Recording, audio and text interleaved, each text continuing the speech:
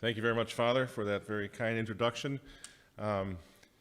This is weird. I feel like I should be whispering or something. I've never preached in a church. I'm honored to do so, but I'll have to watch my language, I guess, right? No, I'm just kidding. I've had COVID. Anybody else get COVID yet? Okay, so we're like a couple, 2-3 weeks out of it. You know that little COVID fog? We sailed right through it. We had the vitamin I and everything and did all the vitamins, and we did fine, but there's been that little kind of a weird fog ever since. So giving a talk in a church, I guess, just fits into the whole COVID thing for me. So but I'm very, very happy to be here because, for one thing, I love to drive. So the drive from Minnesota down here, from St. Paul down here, was absolutely gorgeous today. And it just reminded me, coming to be with you, and it's my honor to be with you. You are the clans. You are the underground church to varying degrees. It reminded me that some things just aren't going to change. God is still in his heavens, you know. The sky today was gorgeous. The temperature was beautiful. It's a gorgeous fall day, just like we all remember from when we were kids. God is still with us. And everything that's happening in the world right now seems to be trying to convince us that there's been a fundamental change to such an extent that we all need to be terrified. Afraid of everything, afraid of the flu, afraid now of climate change. Are you terrified of climate change? Do you wake up every day and worried about the polar bears or the ice caps? Can you imagine how demented it would be if that's what we were doing to our children, scaring the living daylights out of them over things like that? And I think it's so important to realize what's going on here. I don't know if you guys, maybe some of you saw a video that we did this week in which little Greta Thunberg, you know who I'm talking about? The little, how dare you, how dare you? Well, it was interesting. She's in Glasgow right now for the conference, for the big climate change conference. Apparently she wasn't invited to speak because she's just as sick and tired of the nonsense, fear-mongering politics going on there as we are. Now, that's not to suggest that she's on our side, because she still thinks she has this big cause about climate and all of that. But she can recognize nonsense and blarney, I gotta be careful in church, when she sees it. So the left, I bring this up to you because the left is not unified at all. And I think the right, and I hate to use that left and right, but for expedience sake, I'm going to. I think the other side of all this is becoming extremely unified. We've never seen unity like we have right now, especially as traditional Catholics, but also as conservatives. Look what happened in Virginia. That's amazing what happened in Virginia. I went to school at Christendom College, and I'm still just amazed that Virginia all of a sudden seems to be not only waking up a little bit, but rejecting communism, rejecting critical race theory, rejecting the abuse of our children, sexual abuse of our children, and the attack on parents. There are so many things that we can look at that should make us, that I think God is giving us these signs. We need to stay positive. I don't mean that in a little life coach sort of way, you know, come on guys, we can do it. I mean really, really positive, in a supernatural way. God has given us the vision to see what's going on in the world today. Not only us, but many, many, many people are joining us now to varying degrees. Politicians even. I don't know if you noticed this, Glenn Youngkin, 2 days before the election in Virginia, he said in front of cameras, well, we can't allow this critical race to be taught because it's racist, and we are all united in Jesus Christ as Americans. Now, that's fairly significant, that in Virginia, a very diverse place, he would use the name of our Lord. You know why he did that? You know why he wasn't afraid to mention Jesus Christ? Because the tide is changing, friends. Because not just us, but conservatives in politics, many, many evangelical Protestants, they're looking at what's happening at Davos, at the United Nations, now in the presidency of the United States with Biden, who of course is not the president at all in a normal sense, he's just a puppet. And they're seeing a very, very dark vision of the future. And all along, friends, we've had an opportunity as traditional Catholics. I don't want to presume too much. Maybe some of you are new to traditional Catholicism. I assume many of you may be. It's not just the Latin Mass. It's never been just about the Latin Mass, but the pioneers of this movement understood that we must remain engaged in the political war as well.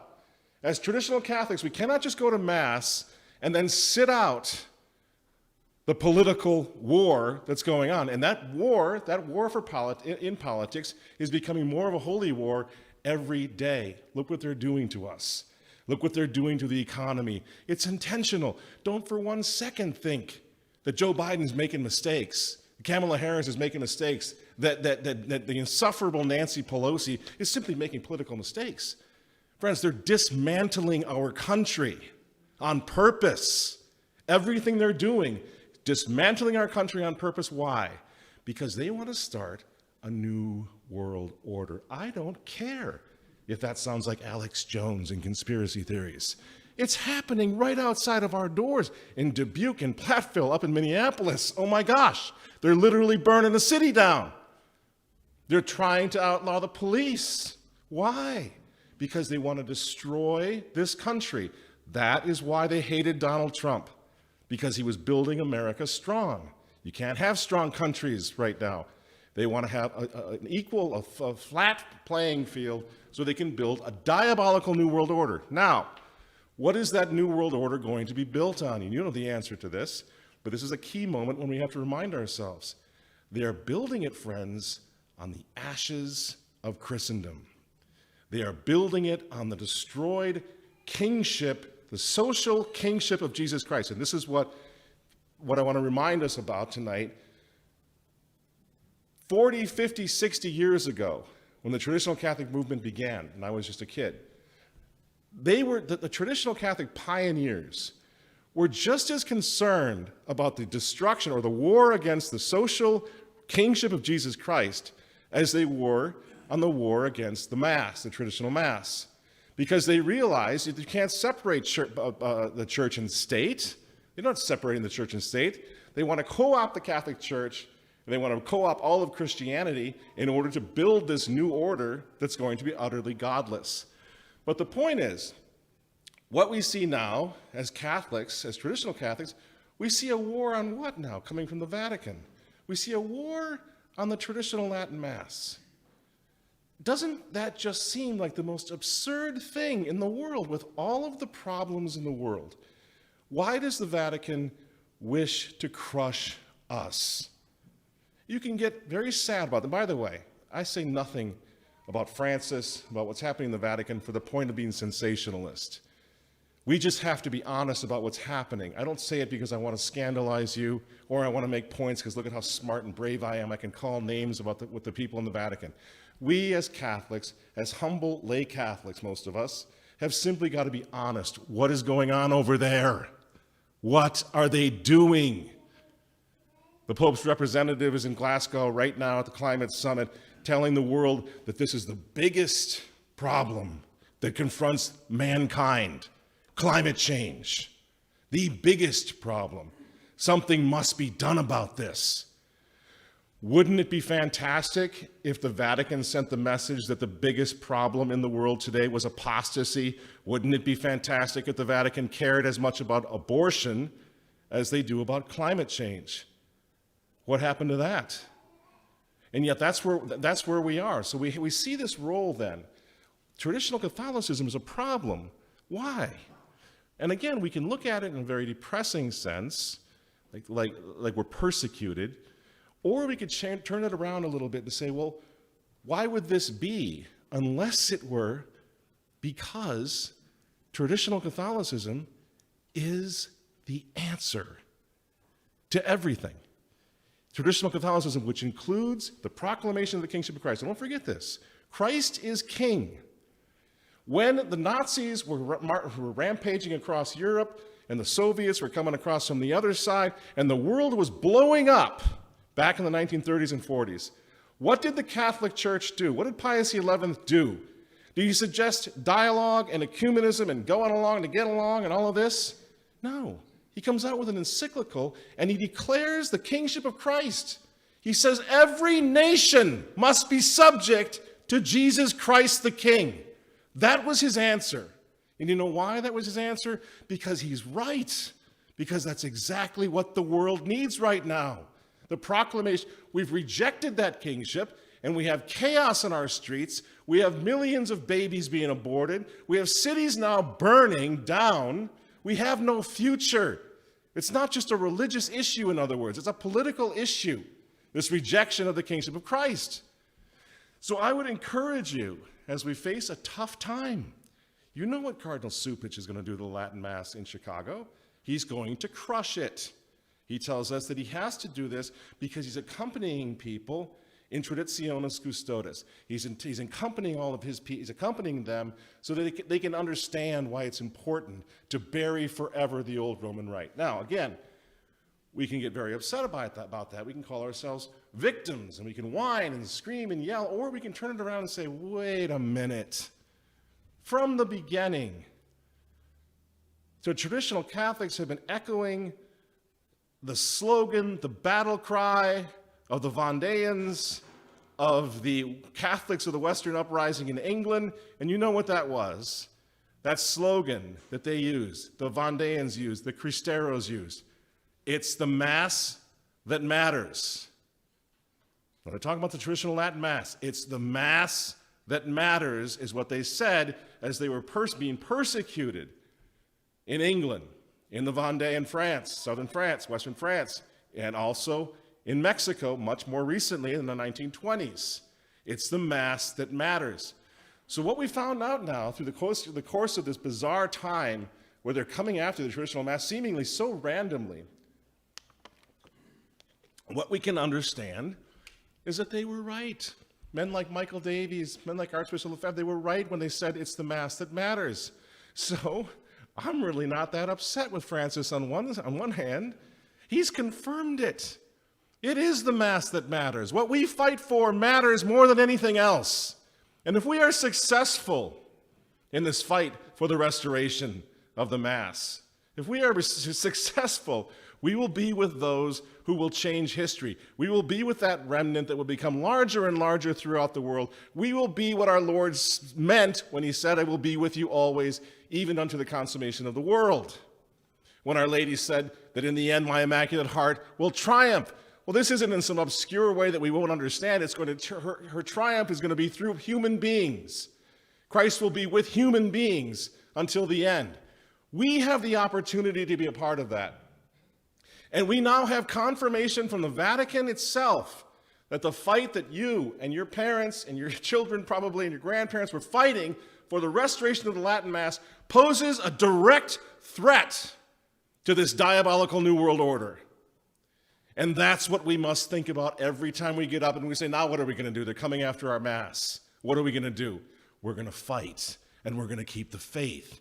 And we have this great honor to stand with those who did it before throughout history.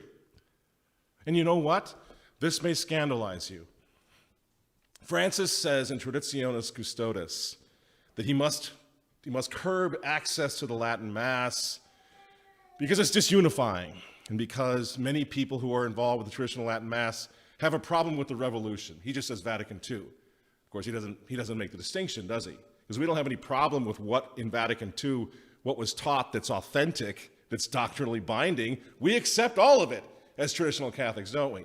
What's ever a reiteration of the previous teachings of the Church. We reject the novelty. So in a way, I agree with Francis. We do reject the novelty and the spirit of Vatican II, which have run roughshod over the traditional faith. So on several levels, what's happening in Rome right now confirms us in the faith.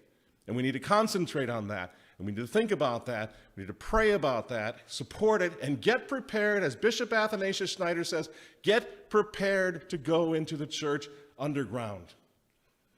The underground church. You will not leave that church. It's going to become very interesting because you know what?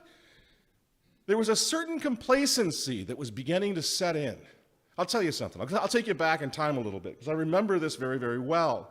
The first time it happened. And I would invite you to consider what it was like then, back in the early 70s.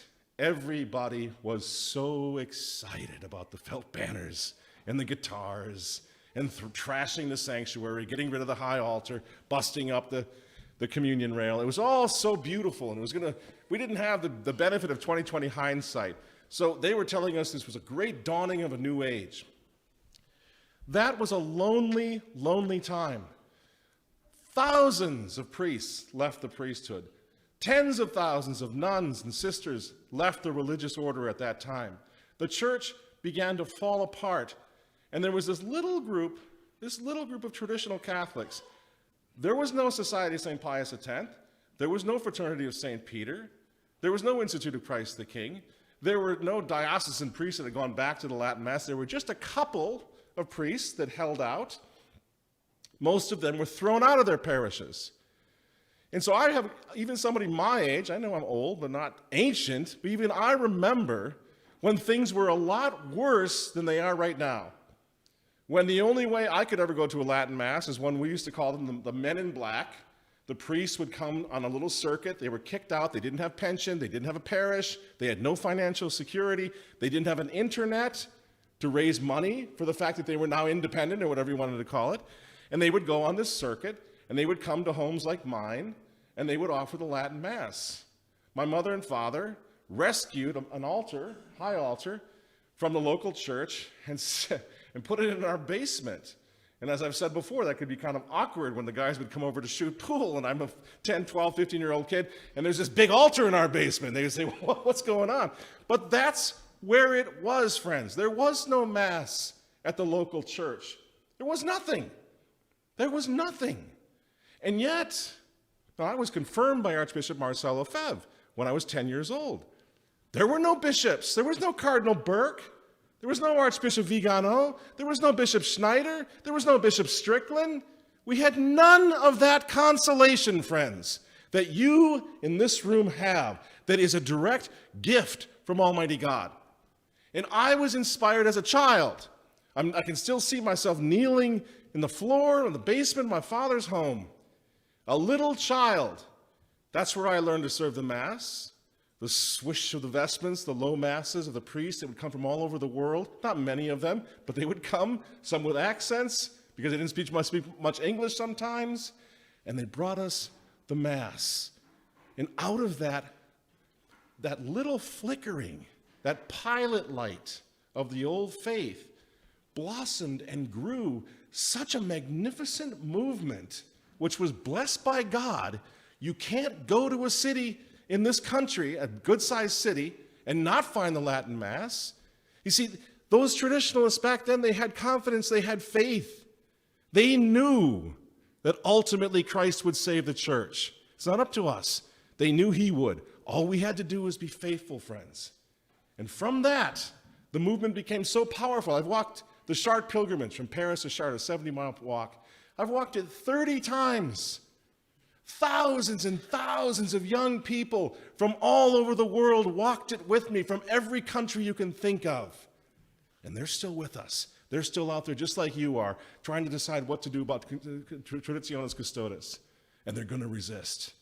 And we need to resist as well. And that's what's meant by unite the clans. We need to resist, because this is of God. I heard from with my own ears a couple weeks ago, Bishop Athanasius Schneider said, the legalism that they're trying to force, to coerce us into obeying laws that are not just, that legalism must go. Because the point of that kind of legalism was to preserve the faith. All around us, we are losing the faith. They're closing our churches. They're shutting down our schools. We're losing children. We're losing parents, cousins, losing the faith, going into apostasy. We need to make sure that we resist.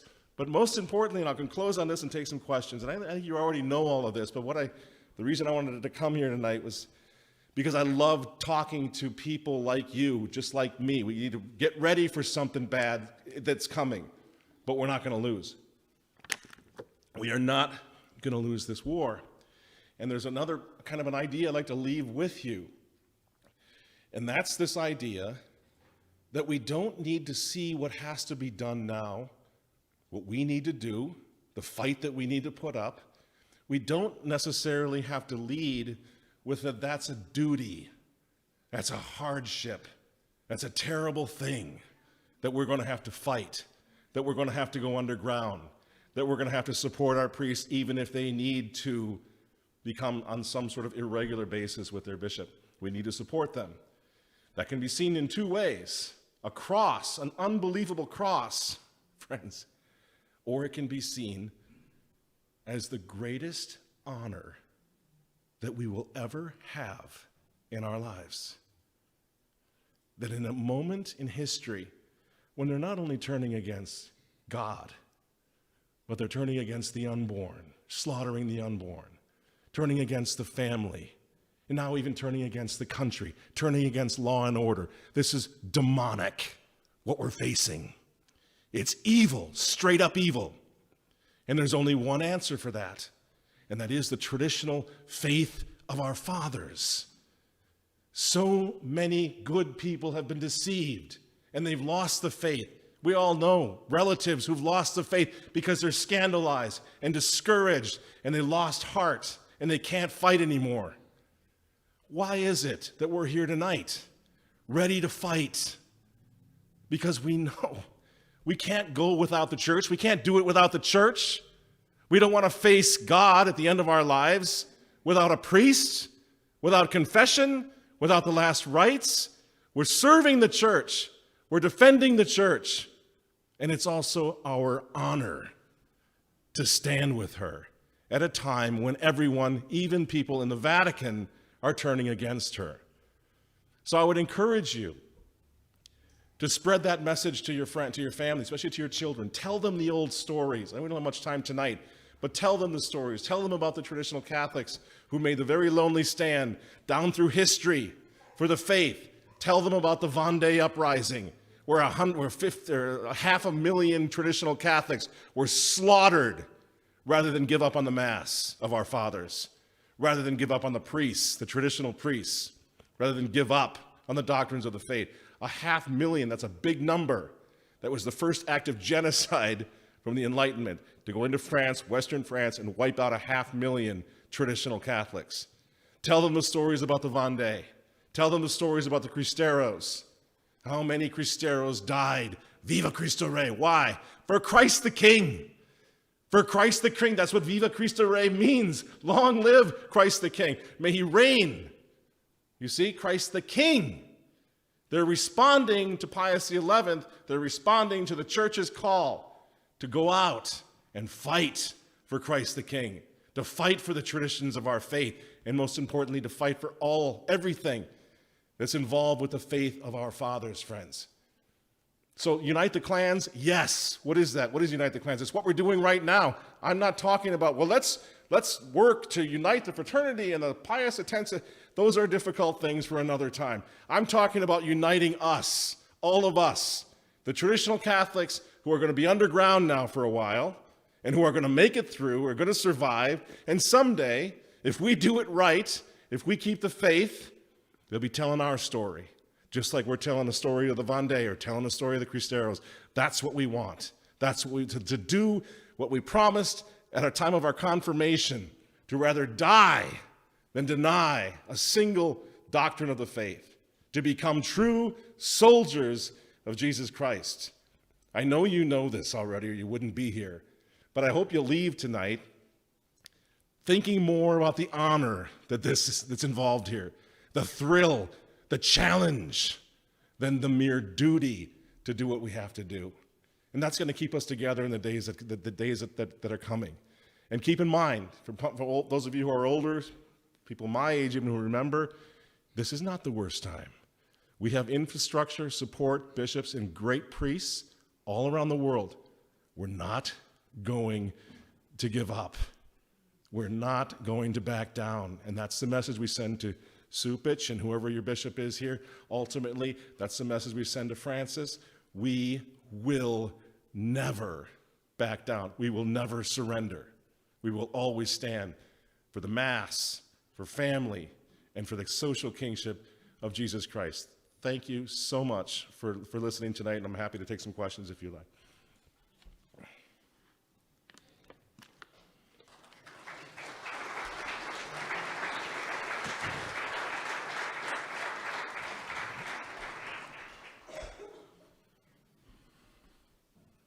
Don't be shy. Yes, sir. I understand why Christ should be king of all nations, but I'm not quite sure that everyone else here does, because that confused me for a briefly, I think that the main thing to keep in mind with this, it's a doctrine, the doctrine of the kingship of Christ. I think people misunderstood, or not misunderstood then at the time, but misunderstand it now as though it's some sort of a devotion. Well, it would be really nice to just be devoted to Jesus Christ the King, and we want to show how much we love him and everything else. But no, if you read Mortalium Animos, which is the document of Pius XI, you can see that what he's talking about is a political solution, that every nation in the world is subject and must acknowledge that kingship. We all must acknowledge it on our own. Every nation in the world must also acknowledge it. It comes to mind, for example, like what does this kingship mean? What does the kingship of Christ mean? It means you follow the law of God, and Christ is the king over everything, our country, our home, and our family, and ourselves.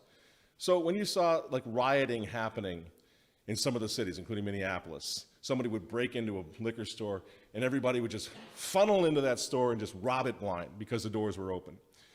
To give you an idea of what the kingship of Christ does on a practical level, in a Catholic society, Christian society, that would never happen. And this is why the police are in such problem right now, because the kingship of Christ, his rule, is not acknowledged. You see, you can't ask the police to police what's unpoliceable. If you don't have any idea about the law of God, the law of nature, then you're just going to do whatever you want, and there are simply not enough police in the world to insist on law or to enforce law and order in our cities. So that's what the kingship of Christ would be like, just for a child who wants to know what it means. For us, it means, again, the proclamation of the kingship of Christ, the social kingship of Jesus Christ, whether or not the world is proclaiming it or not. It doesn't matter that Joe Biden doesn't know anything about it. It doesn't matter what presidents and kings are saying or how much they've rejected that kingship. He is king right now, and we proclaim that kingship in everything that we say and do until the countries, as Pius XI called them, to come back to acknowledging that social and to live and rule according to his law until that happens. So it's the enforcing, the legal arm, if you will, of our faith.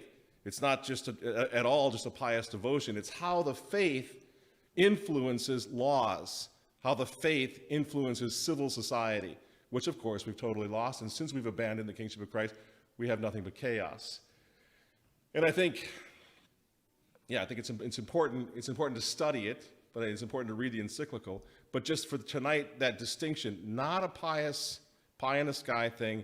It's an actual practical application that the Pope himself, Pius XI himself, said was the only means of bringing peace even during the Nazi and Soviet occupations. That's how important the church used to regard the kingship of Christ. Along comes the Second Vatican Council. Guess what? It wasn't even mentioned. They've abandoned it. And now they're over in Glasgow saying that the most serious problem in the world today is climate change. Completely, as Sister Lucy talked about, the diabolical disorientation. We lost the root. We lost the security of the kingship, and now we're just spun out of control with no moral lines at all without that social kingship. Anybody else? You touched on Sister Lucia and the diabolical disorientation. What's your opinion on perspective on the third secret of Fatima? Well, I think it's pretty obvious that it's never been revealed. I think there may have been some efforts to get close, but it never happened. And of course, it's the same with the consecration of Russia. I think that's the same way. But John Paul tried to consecrate, I think it was in '83, had no support, especially from the bishops of England and Wales. Although I will say, I think that to some extent, the efforts that were made by Pius XII and by John Paul to consecrate may have partially begun to till the soil, and that's why Russia is looking a little better now than we are. I don't know. But in general, I think that the consecration never happened. The third secret was never revealed. It just doesn't make sense. I remember seeing this live. Mother Angelica. There are a lot of people, in other words. And Mother Angelica said on live TV, "I am with those who believe we did not get the third secret of Fatima." I absolutely agree, and I think that's part of the problem. The third secret of Fatima, if you were to believe what Cardinal Ratzinger was saying early on, a couple other people who read it, it seems to point directly to a revolution in the church in the 1960s. And if it does point to the revolution, the spirit of Vatican II, the new Mass in a most abusive form, that would be why they would cover it up, because they're fighting so hard for that right now that they're actually trying to shut us down, shut the traditional Latin Mass down completely. So my opinion is, of course, that's just my opinion. I've never read the Third Secret, but I think I stand with those who think, first, we didn't get the real one. Partly, I'm sure it's partly about the arrows and the Pope falling and the soldiers and all of that. But I think we didn't get the full text, and I think that's a lot of the reason why they're still going after the Latin Mass, because and after Fatima as well, because Fatima was basically blowing the whistle on what was going to happen in the 1960s. So a lot of intrigue there, and I think we have to just continue to do everything we can that Our Lady asked, as far as praying the rosaries and so forth, every day.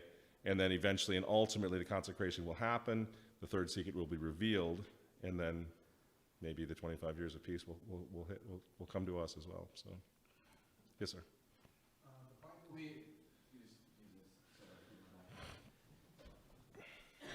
The Bible is very specific that when you make an oath, it's imperative that you keep it. So the priests who took the oath against modernism and then are saying the Latin Mass, is there a way out for them? I'm sure that you must have probably discussed this somewhere over the years. You mean now they're saying the new Mass? I'm sorry, that are saying the Norma Sordo after they then made the oath against modernism. Mm-hmm. Were saying Latin Mass, and now they're saying Norma Sordo. I think there is. I think that the problem is, and this happened in my family, my father's family, where two brothers that had been really, really close were blown apart by Vatican II, the spirit of Vatican II, the revolution, the liturgical revolution. And so you had, on one side, my father is obeying tradition, and he understood that Pius X, through his encyclicals, was warning that this day was coming, that modernists were going to come into the church and tear it apart. And then you had on the other side of the aisle his brother, who was saying, I have to obey. Now, these are both Catholic attitudes. I have to obey. The Pope is spoken here. This is the way it works. So it took a lot of discernment and a lot of prayer, and in a sense, it took the passage of time for a lot of people to see what was really going on in the church, how the infiltration had happened, how the devil had had his way. And so these priests that you're talking, and bishops, who had actually taken the oath against the error of the modernists, found themselves in a bizarre situation. I think that's why many of them left the priesthood, many of them apostatized, because they had taken that oath, because they knew something was going on. It was diametrically opposed. It's sort of like Francis now saying in Traditionis Custodes that the old Mass simply does not fit in the church anymore. Another point that I agree with Francis on. He's basically saying there are two churches, and the patrimony of the church, which the oath against modernism was trying to safeguard and defend, there's no room anymore in the new church for all of that. And that's 1,965 years of teaching, infallible teaching. And so I think that a lot of the priests that you're talking, bishops that you're talking about, ran away because they had made the oath, and I also think that many of them could, at this point, come back and take the oath. I know in the Minneapolis, when the Fraternity of St. Peter came, and they were made pastors of the church. I mean, they were given the church, they were given the pastorship, and they were allowed to choose their own oath for swearing the pastor in. And it was one of the most amazing things I've ever seen, because they brought the diocesan representative over, the good Monsignor, to hear the oath from the Fraternity of St. Peter that he would be a good pastor and loyal to the faith. And what do you know? They had this bishop, read the entire oath against the errors of modernists from the sanctuary in order to bring the fraternity to Minneapolis. So I think that sort of thing is going to happen as people become more and more aware. And this is something I really, really hope we can all work on, spread the word. There are a lot of bishops right now who are waking up, more than we would think. Bishop Strickland is not an anomaly. There are a lot of bishops. They're pro-life.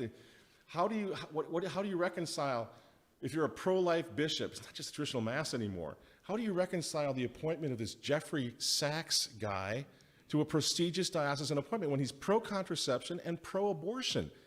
You can't. It's irreconcilable. You have to stand against it. The bishops are seeing this. So my thing is, if you have an opportunity to access a bishop, remember, collegiality keeps them locked together and has for a long time. But now they're seeing things they never thought they would see, even on the life issues coming out of the Vatican. It's a great time for all of us to prayerfully, charitably approach the better bishops, knowing that now we're going to have probably a more sympathetic ear to our case, even when it comes to traditional Latin Mass. I mean, we had the traditional Latin Mass all throughout COVID in the parking lot. Everybody came, drove their cars, and you probably saw pictures of that. It was happening, maybe it was happening here. The Archbishop there did nothing to stop it. He approved that. And when he saw the fervor of the traditional Catholics, I say to people, I've got a 10-year-old son, and when he was able to see our pastor so dedicated to the Mass, to the sacraments, that he's out on Easter Sunday in the snow in the back of a truck giving us a traditional Latin Mass, I was so grateful that my son got to see sort of a modern-day Father Edmund Campion doing his work, so giving us the Mass. Well, guess what? The example that one priest provided, I'm convinced of it, is the reason the bishops of Minneapolis and St. Paul came out and told the governor of Minnesota, we're opening the churches now. We're done with you. They were the first ones to do it. And I'm absolutely convinced it was because of the example of this one priest and the traditional Catholics who said, no, we're not going to stop going to Mass because of COVID. No way. So I think there's a lot to be said for reaching out and trying to get some of these bishops to come our way. And I hope and pray that we have success in that regard. Yes, sir.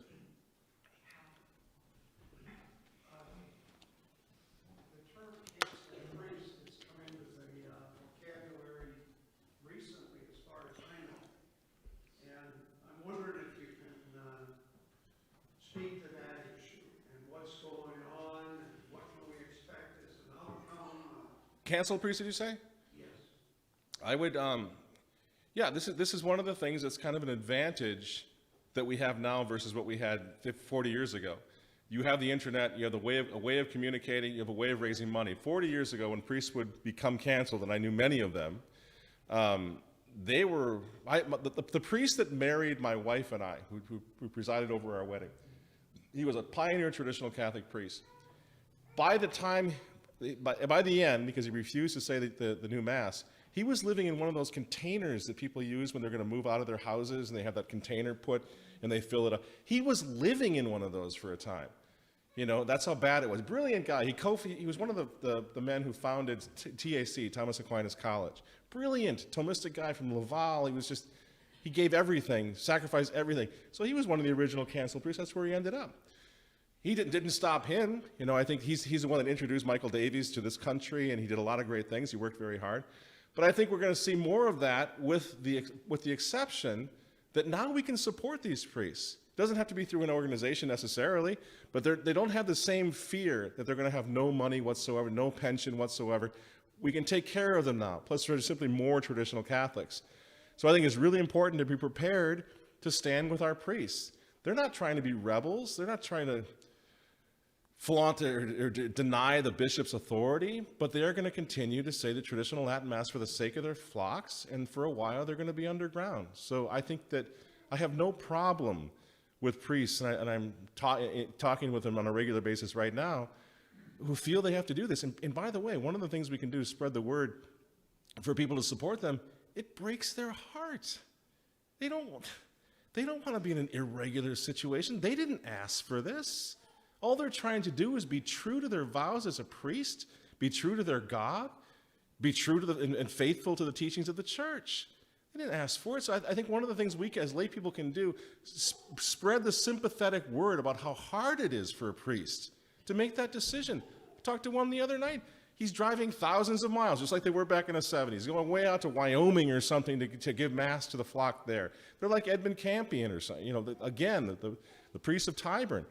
So it's so important that people understand these are not renegades, they're not rebels, they're not enjoying this.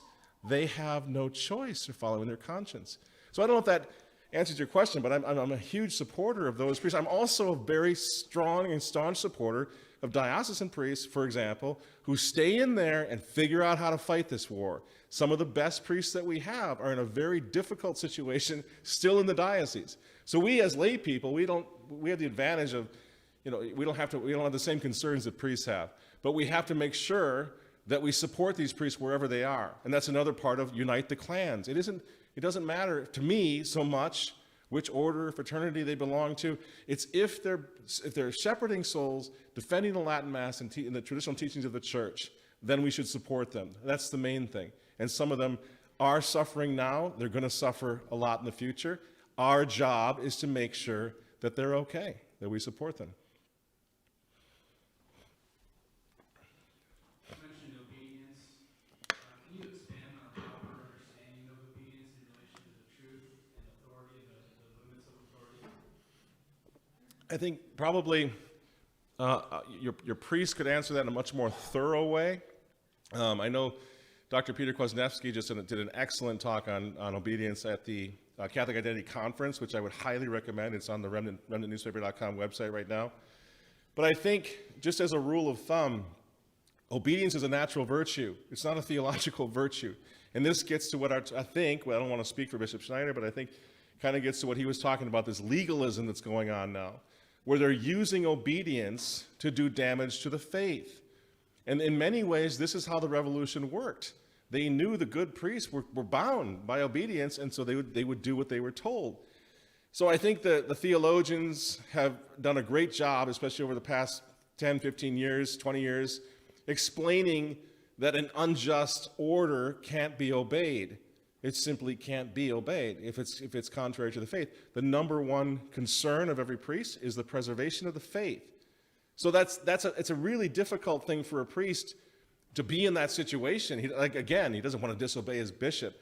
But if it's obvious that to obey a command is going to be to the detriment of the flock, I would say many, many good priests have said, I'm sorry, Your Excellency, but I can't go along with that. And again, I think rather than paint them as rebels, it's much more important to paint them as men of conscience who are doing exactly what they believe God would have them do in the middle of a crisis. But that's such a huge question. I would really recommend that you listen to that talk by Peter Kwasniewski to get a much bigger and broader answer to the question. But I think just on the ground level, quick answer, I think that's where it would be. Faith comes first, not obedience. Faith must come, the preservation of the faith must come first. Yes? They seem like stupid questions, but what are some action items, maybe tactics, we can take from here and go out as individuals to implement the United Plans? I think a lot of it is internet-based at the moment. I think, in other words, what we don't do on the internet. And I don't want to. If there many of you in the room are not paying attention to some of the nonsense that goes on in some of the blogs, traditional Catholic blogs, where there's this circular firing squad thing, and everybody's firing at each other, and everybody's trying to take down competition and all of that. I think that we have a much stronger, and I say this as a person who runs websites and YouTube channels and all that for the moment, you have much more power than you think. So when you see somebody who's just attacking one of us because he doesn't like some aspect of how he handled some question, and it seems petty and it seems stupid and counterproductive, given the fact that if you get far enough over to the left, they don't recognize any difference between these two warring parties online. We have a lot more power, I think, as lay people, to leave the comment, the well-written comment saying, this is not right. Now, you said your question was silly. My answer is perhaps trivial, but I think it's something that we should work on a lot harder. Like, how do we stop from tearing each other apart when we have to focus on the enemy? It doesn't matter. I don't care where you go to Mass. I don't care if you go to the fraternity, the society. You're my brother. You're going to the Latin Mass. And even, like, there's Novus Ordo priests that sometimes get attacked by traditionalists because they're not moving fast enough in our direction. This is completely counterproductive. I know many, many very good priests who are stuck in the establishment, the mainstream church. They've got 300 families. They know if they leave that parish situation and join the fraternity, those families are going to be abandoned. And so they continue to say the new Mass as they try to make it more traditional. They try to come in the way of tradition because they know where they should be. They're just not there yet. That priest should be our brother and our ally because he's coming in the right direction. If your priest is a fraternity of St. Peter priest and he begins saying the new Mass all of a sudden, maybe that's a different thing. But I think we should look for opportunities. That's where the United Clans come from. And by the way, it's working. This is basically, United Clans is basically Christian charity. People are struggling. There are people who look at us and they think, who do they think they are in the traditional camp? They need to see us as people who will sit down and talk to them. We always bandy this idea around about diabolical disorientation, all right? We get that from Sister Lucy and from Our Lady of Fatima. If you truly believe in that we are all diabolically disoriented to some degree, then we need to anticipate it in our brothers who are not fully in our camp yet. We are going to see, and we have seen ever since Summorum Pontificum, such an influx of people into the traditionalist camps that we should be inspired by that and try to make that continue to happen. Everything that we do should be to welcome people, to go out and take them by the hand, bring them in. They're diabolically disoriented. If we believe that, then we have to anticipate it. So I would say that's a very simple thing that we can all do. Work on that. I don't mean just Pollyanna, be nice to people. I mean really, really work on helping people see that the enemy wants to take us all down now. And there's much more. There's much more of a possibility for an alliance as people become afraid and angry by what they're seeing, like with the Great Reset, the rise of the whole UN thing, and Joe Biden and Davos and all of that.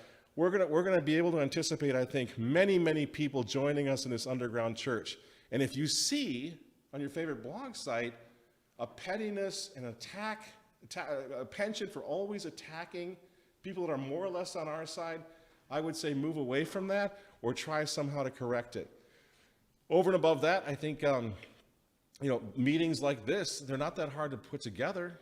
Have more meetings with people, and we can talk about the fact that even if we're not all exactly on the same page or going to the exact same parish, there are so many more things now that unite us, from abortion all the way over to the Kingship of Christ, that we should be able to put together a much stronger coalition. And you know what? It's happening.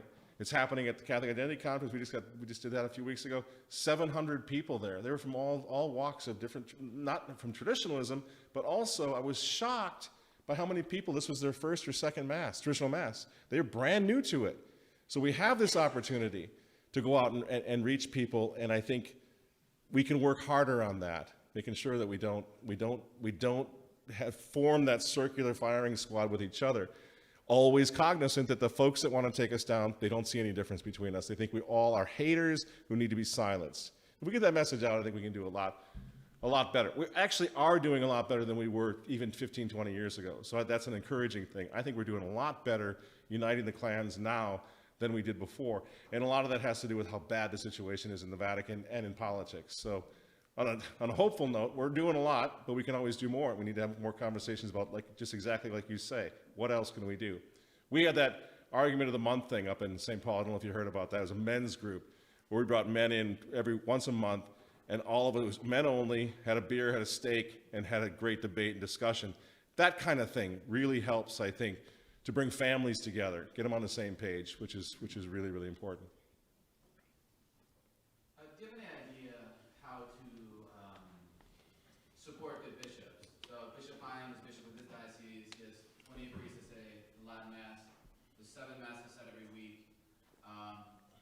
But bishops are like anybody else. If he sees that he's getting slapped around on the vortex and stuff, he thinks like, well, he doesn't feel the love when, I think the best strategy as Catholics is to be on bishops who are supporting the Latin Mass and who are Catholic, to make them feel as much support as possible. Do you know how we could practically do that, again, as unified Catholics, to support those bishops that are like Strickland or that are doing a good job? I think that, one thing we could do right now, because we're all facing this Traditionis Custodes problem, we should all be forming, get a couple of well-spoken members of your parish or of your men's group or women's group or whatever, or homeschool group, and go to the bishops.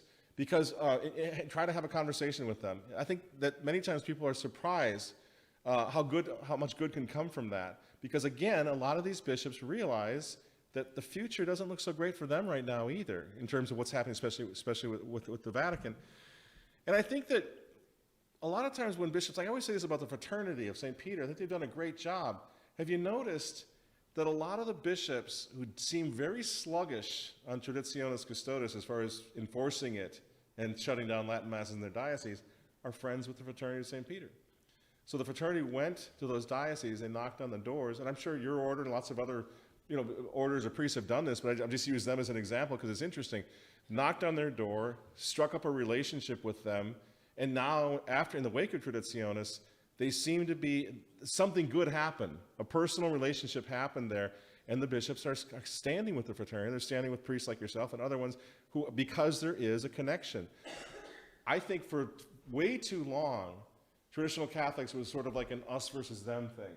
And I kind of got that back in the day when like I say, everything was newer. But now that we're beginning to see the end, where this all ends, it's not good for anybody. You don't have to be a traditional Catholic to be very, very concerned about where this is going, even in the next few months, with like the Biden administration, the Great Reset, and all these things. Pretty spooky. We need to form a serious counter-revolution. So I think bishops right now are more approachable than they've been in a long, long time, maybe ever, because they're able to see that, well, things weren't that great with the Second Vatican Council. Things didn't work out so great with a lot of these ideas, modernist ideas. I don't know if that answers your questions, but that's where I think, if it's possible to extend an olive branch, to speak respectfully of the bishop, especially if he's in any way sympathetic, if he's even outspokenly pro-life, do it. Don't rip them online. It's not funny anymore. Call them by their first names and all this stuff, like we're going to go beat the bishop. The church is not, as you know this better than I do, Father, the church is not a democracy. The church is going to be saved by God through the hierarchy he established. This is why when a Bishop Schneider or an Archbishop Vigano comes along, all of us are just like, oh, thank God, because that's the channel how it's going to be saved. We can't save it. I can't save it with my little YouTube channel. That's ridiculous. All we're doing, as Catholic journalists, for example, we're just holding the ground as best we can, trying to keep the troops together. Don't let them get demoralized. Keep fighting. Keep the faith. Keep doing. Ultimately, it's going to come from the top, not from the bottom. So the good bishops need to know that we have that kind of respect. And Father, I'm sure you felt this. I think when I really, really felt it, and I was so glad to feel it, was when Ratzinger was elected Pope, and I was in Rome. And I was in the Piazza, and I knew that Ratzinger was he wasn't actually the traditionalist that a lot of people said he was, but I also knew he had retained the faith. When they called his name, and they, over the Piazza, Joseph Ratzinger, tears came down. I'm a German. I don't get emotional, but I'm out there dancing in the street with my Italian friends because I was like, he's got the faith, And I think it's so important for us to find, as traditionalists, find ways to let the bishops know they're going to have no greater defenders than us when things come down hard on them. And if they betray us, if they try to shut us down, I'm sorry, Your Excellency, we can't go along. But if you do the right thing before God, before your conscience, and before your flock, we're your men. We're your foot soldiers. We'll do whatever we can. So there's where I think that bad-mouthing them all the time is not going to send that message. So I think it's really important, as frustrated as we get, to try not to engage in that, and most importantly, to try to really encourage the good ones to come our way. It might not be as hard as you think. Absolutely, and Bishop has actually spoken to people in this room. Bishop, if you call his office, he actually will, Bishop Pine, many people I've talked to, he has actually personally called and stuff, so I highly encourage everybody to thank him for allowing the Latin Mass and to be so open to Catholicism. So he's very approachable, and we really appreciate that.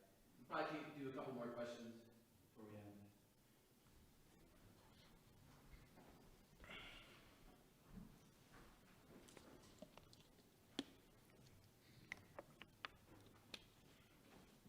Can you give us your thoughts on the synodal process that is beginning at the local level right now? And should we as traditional Catholics get in on the ground level? Oh, boy. They're using crayon art to sell it in the Vatican, and I think that I've been to the synods. I've been to all the recent ones that Francis has called. The lack of seriousness is startling. I don't know what this one is all about, and I know a lot of the bishops aren't quite sure what it's all about either. So if you mean, should we try to get in there and bring about some change in the traditional direction, I don't see any reason not to. I think it's very difficult, but I think the synod on synodality is so ill-defined at this point that I think, well, maybe you've hit on something. Maybe that's the only thing to do with it, is try to get in and infiltrate and make it Catholic, because at this point it doesn't make any sense what they're trying to do and say with this, other than to bring massive change, even more change. Just change for the sake of change, like a synod on synodality for synodality's sake. And they've been doing this for way too long. Dialogue for dialogue's sake. Ecumenism for ecumenism's sake. Ecumenism, we've had 50 years of it. Where's the influx of the Protestants and the Orthodox coming into the Catholic Church? Well, that's because it was never about converting anybody. It was just about the conversation. They abandoned the idea of trying to encourage people to come into the faith. So there's been a lot of games like that. I'm afraid to say that so far, I'll keep an open mind, but so far, the synod and synodality itself seems highly suspect. Yeah, but I like your attitude as far as, should we find a way to influence? I kind of like that idea, because it's really important to send the message as traditional Catholics. We have no intention of leaving the church. We're not going to join the Orthodox. When we talk about the scandals that we see, that doesn't mean that we're tempted to leave and become Protestant or become Orthodox. This is our home.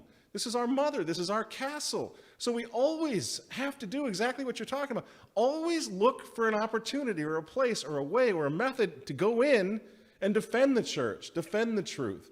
We have no intention of ever leaving. Modernists will not drive us away from our mother. So people say, look at the scandals. The scandals in the Vatican right now. When are you going to leave the Catholic Church? And I used this example the other night. That's like saying, our Lord is crucified on the cross. When are you going to abandon him? It's embarrassing. He's not God. He's crucified. You see, you would never leave Christ because of the crucifixion. You would never leave the church, the mystical body of Christ, because it's being crucified again. We are the soldiers. This is our mother. This is our castle. We stay and we fight. So if you see an opportunity to do something with the Crayola group that's doing the synod on synodality in the Vatican right now, God bless you. And if you got a job for me, I'll jump on and help out. You know, maybe there's something that can be done on the local level. I think we should keep an open mind to that, to bring it towards tradition, towards truth. One more question to make it good.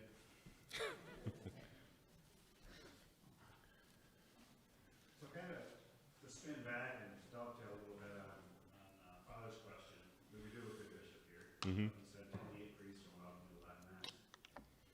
On the flip side of that, how do we challenge the bishops that are not doing such great things across the river, all kinds of odd things going on?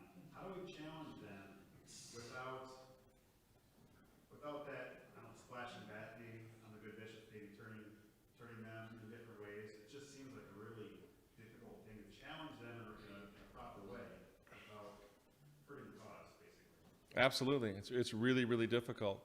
But because of that, because then all of a sudden, if a bishop's on your side and then you turn around and your head starts spinning around and you're spewing at the guy in the next diocese over, your bishop friend is going to feel a little uncomfortable. So that's a problem. But you have to, I think my first reaction or response would be to your question that bad press is something the church doesn't need right now and can't take much more. People have had enough of the scandals. I was at the sex scandal in the Vatican, and we felt as members of the press we could say whatever we wanted because we knew they were on the ropes. You know, there was just so much scandal. So I think that one of the things, I'm not always a big believer in the protests, because it seems like it's like you go to your warden and you get a permit to protest, and he lets you go protest, and what's the point? You got to have a permit to do it. It seems kind of odd. But I do think when it comes to protesting something like what's happening in the church right now, that's going to get press, and I would do it smart. If you're going to protest a bishop that's trying to shut down a Latin Mass, bring all the little kids, have a press conference, explain because the big advantage that we have right now, the secular folks, the press, the folks who are not Catholic, they're going, what's going on? Why are they cracking down on all these young families and all these kids, these people going to Latin Mass? This doesn't make any sense. We are in such a good position. So I think if you can organize a protest there and try to draw some negative attention to the fact that this Mass is being shut down for no reason. This is the worst of it. We just went through the Pachamama scandal. Now, who feels unified by Pachamama? I've never even seen the thing. I was in the Vatican press office. I was asking, I said, what is the Pachamama? Is it some sort of a Marian image? Is it a pagan goddess? Early on in the Synod, the Amazon Synod, most of the people answering questions in the Vatican press didn't have a clue. So what they came up with, well, it's kind of both. You can interpret it however. Pachamama can be all things to all men. So nobody's worried about this incredibly divisive thing. And now with the Synod masses, you got the feathers and the rattlesnake dances going on in the church. Nobody's concerned about that being divisive. So it doesn't make any sense from a secularist point of view why they would suddenly say the Mass of the Catholic Church for 2,000 years is divisive, when in fact you can make this case to any press, any member of the press. In fact, it unites Catholics all over the world in the same language. So I think the bishops, if we can bring that sort of attention, I don't mean to be a jerk, but just like go bring up that kind of attention to the fact that we're shutting down families, young priests for no reason. At least at this point, I think that might be a possible approach. I probably would tell the bishop that's what you're going to do if you can't get anywhere. You know, tell them, well, that's what the plan is. Not that it's a guaranteed or a slam dunk. It's a good place to start. And we need the press. We need people to see that protest going on. I think there's going to be a lot of it. I'm actually really encouraged by the number of bishops who are dragging their feet on this. You know, not Chicago, obviously, but a lot of the bishops are, including in our diocese. I think we're going to be just fine. So encourage those bishops first. Try to get them to use the collegiality that kept them all kind of in the modernist direction. Now use the collegiality to defend tradition would be wonderful. We should shoot for that. That's what I would recommend. Thank you very much, Michael Matt. I just want to say what I heard from your talk and give you a chance to say if I heard it right or there's some nuance. Because I love your message. I love the message about United Clans. There's some questions here that are great questions, but that they're great questions. I'll just leave it at that. But I think we have to focus on unity, like you're saying. Unity. I think what I've seen and felt is that a lot of times people are fighting against something that doesn't exist. Mm-hmm. And the idea, for example, of the Vatican II priest, I don't think a lot of people understand that the priests hated Vatican II. The liberal priests hated Vatican II. They hated the catechism when it came out.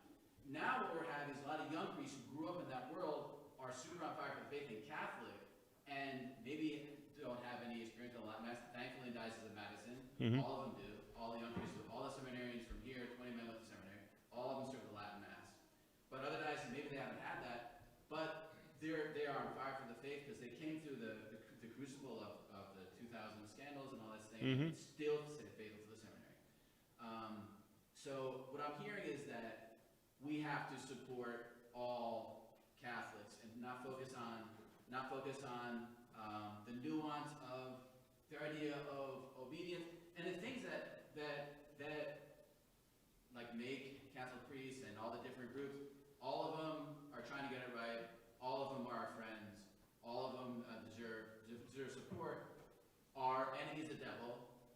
The bishops are our friends. I mean, potentially, and that's what we have to focus on: is winning over bishops, is winning over and making each other as strong as possible, so that we can make the church Catholic. And that's supporting the bishop in the Diocese of Madison. That's Jacobs in Dubuque, figuring out who's from Nebraska, grew up. I mean, was a super conservative diocese. He's got to have that somewhere. How could we unite him to the clans, be winsome, and unite him over? Figure it out, because, like you said, if it continues as is, it's going to get pretty bad for everybody, and they're going to be looking for allies, and that's how they see us. Yeah. Not as men and women who are out to point other people out, who are trying to get it right, but who are supporting them and trying to steer them in the right direction. They're not getting help, I'm sure, from liberals and people who they think would think they might be like-minded. They should get all the support from us and their things. So I wanted to say that because I'm super on board with United Clans. I'm super on board with not criticizing people who I don't necessarily agree with. Right? I'm not going to talk about it. They're trying to get it right. They're saying like they are doing the sacraments. I'm not going to mention anything about that because there's a lot of things to talk about, and they're trying to get it right. I'm trying to get it right. Everybody's trying to who's Catholics trying to get it right. Let's focus on winning more people over. Absolutely, Father. I got to tell you, I mean, you probably know Bishop Morlino better than I did. 3 of my children received confirmation from Bishop Morlino. Now, where would we have been without him? I mean, he's not a remnant guy. He doesn't sit there and say everything that we say and the concerns that we have about the spirit of Vatican II, and that's all he agrees with all of it.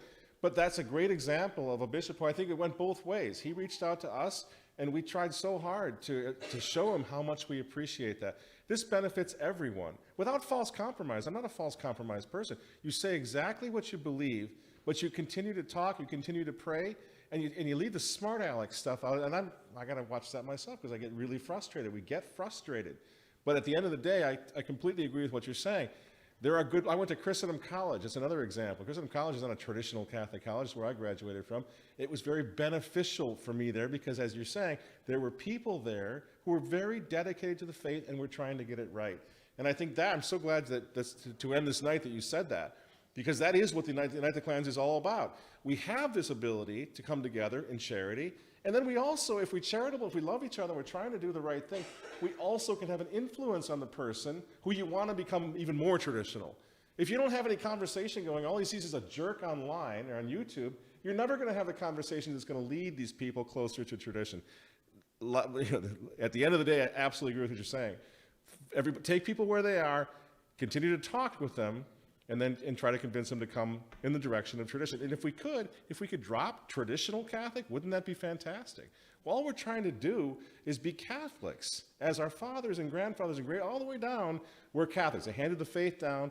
We're just trying to live that faith. We're not trying to be better than everybody else, lecture everybody else. We just see a horrific situation where we're losing friends and family. They're leaving the church, and we're saying, could we just please stay in the traditional church where it seems much safer than it has been for 1,000 years? That's a much different thing than saying anybody who doesn't agree with me is going to hell. Got to get away from that. And that, in a nutshell, that's Unite the Clans. Awesome. Thank you very much for your message. All right.